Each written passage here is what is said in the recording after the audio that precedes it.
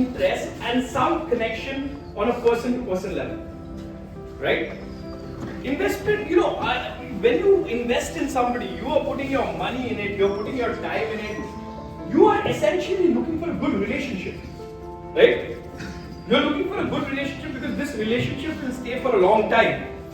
Understand, while for you, this is difficult, for them it's also difficult if they invest in somebody they don't actually like in the long run. I've had good investors, bad investors, we raised millions of dollars, and I can tell you the mistakes that I have made in the beginning have been because I personally did not have empathy for the investor and the investor never developed empathy for me. So later down in the journey, we were not speaking on the same terms. It was always a one-upmanship game. So build a personal connection with the investor. When you're doing the elevator pitch, you're trying to grab somebody's attention, right? It's like a trailer. Item song ka trailer dikha do na, apne pure organization ka. The elevator pitch, like I said, has to be delivered within 1 minute. Typically for me, there are five things that have to come in the elevator pitch. Great.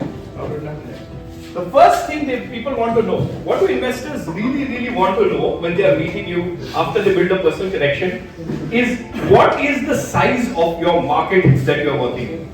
If you have a big market, only then investors will be interested. Right? What do I mean by that? If you are building a product which is a very small niche, unless it's a niche which has a very high willingness to pay and stuff like that, it's very difficult. So typically investors like to know your what we call the total addressable market size, right? The way to wake up that particular market would be to focus on a quantifiable number that sticks in a person's brain. That is the first thing that has to come out of your mouth when you bump into the elevator. You have 3 ways of explaining your market. Number 1 is go with people. How many people does it impact? A lot of relevant here. So for example, you can go with, some of the examples I have over here is 50 million people need colonoscopy on every year, operations every year. Or you go with 1 million people die of diabetes every month in West Bengal. Or in farming, you can go 30 million farmers earn less than minimum wages. So you are trying to grab their attention by throwing out a person-to-person number, right? 200 million kids do not have access to energy. That's the most easy way to grab attention, and it's what we call people in need side of expressing your market size. Very different mindset. Try to understand, lead investors are a very different mindset. I built a strategy for Canadian lead investment. It's a different mindset. Lead investors are very exploratory. They are trying to think how the next market will get created. Right? If you have a product which is a little bit more futuristic, then you have to find somebody who has a longer vision of the market.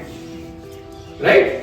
If you have a product which is a little less differentiated, little closer to today, find somebody who is very transactional of today.